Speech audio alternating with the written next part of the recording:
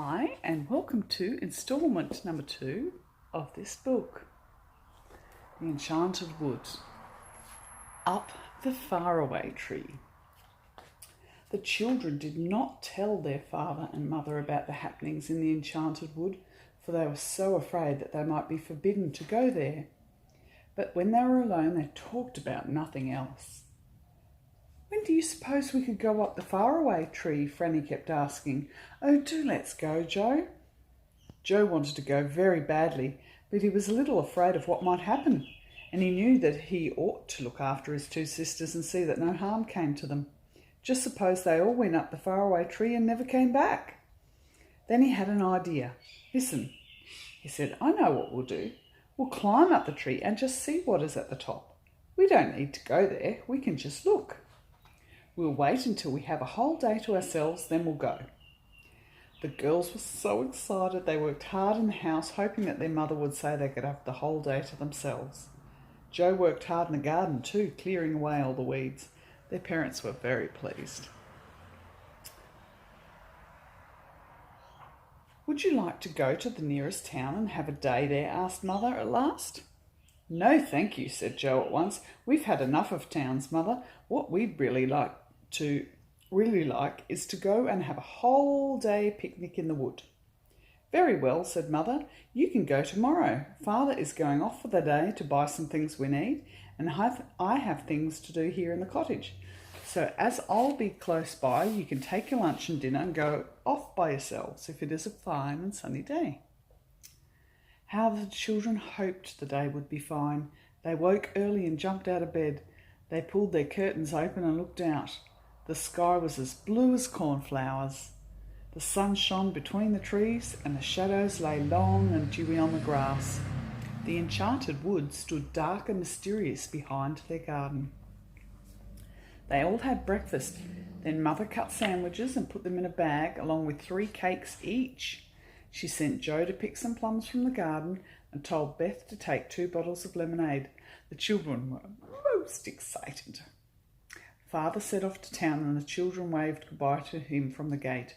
Then they tore off indoors to get the bag in which all their food had been put. They said goodbye to their mother and slammed the cottage door. Adventures were in the air that morning. "Up the faraway tree, Joe, Beth and me," sang Franny loudly. "Hush," said Joe. "We're not that far from the Enchanted Wood. We don't want anyone to know what we're going to do." They ran down the back garden and out of the little gate at the end. They stood still in the overgrown narrow lane and looked at one another. It was the first big adventure of their lives. What were they going to see and what were they going to do? They jumped over the ditch and into the wood. At once they felt different. Magic was all around them. The birds' songs sounded different. The trees once again whispered secretly to one another. "Wisha, wisha, wisha, wisha." "Ooh," said Franny, shivering with delight. "Come on," said Joe, going down the green path. "Let's find the faraway tree." They followed him. He went on until he came to the oak tree under which they had sat before. There were the 6 toadstools, too, on which the elves had held their meeting, although the toadstools looked rather brown and old now. "Which is the way now?" said Beth, stopping. None of them knew. They set off down a little path, but they soon stopped, for they came to a strange place where the trees stood so close together that they could go no further.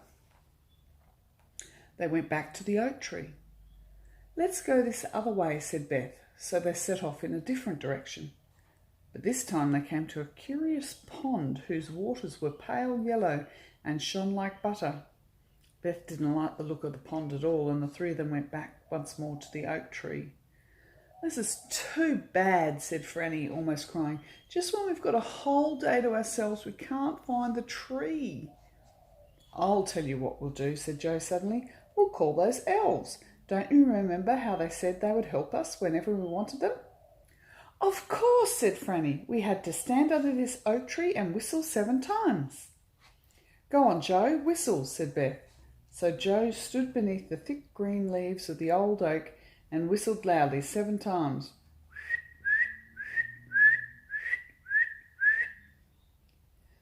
Children waited. In about half a minute, a rabbit popped its head out of a nearby rabbit hole and stared at them. "Who do you want?" said the rabbit in a furry sort of voice. The children stared in surprise. They had never heard an animal speak before. The rabbit put his ears up and down and spoke again rather crossly. "Are you deaf? Who do you want?" I said. "We want one of the elves," said Joe, finding his tongue at last. The rabbit turned and called down his hole, "Mr. Whiskers, Mr. Whiskers, there's someone wanting you." There came a voice shouting something in answer, and then one of the 6 elves squeezed out of the rabbit hole and stared at the children. "Sorry to be so long," he said. "One of the rabbit's children has measles and I was down seeing to it." "I didn't think rabbits got the measles," said Beth, astonished. "Oh, they more often get the weasels," said Mr. Whiskers. "Weasels are even more catching than measles as far as rabbits are concerned." He grinned as if he had made a huge joke, but as the children had no idea that weasels were savage little animals that caught rabbits, they didn't laugh. "We wanted to ask you the way to the faraway tree," said Beth. "We've forgotten it."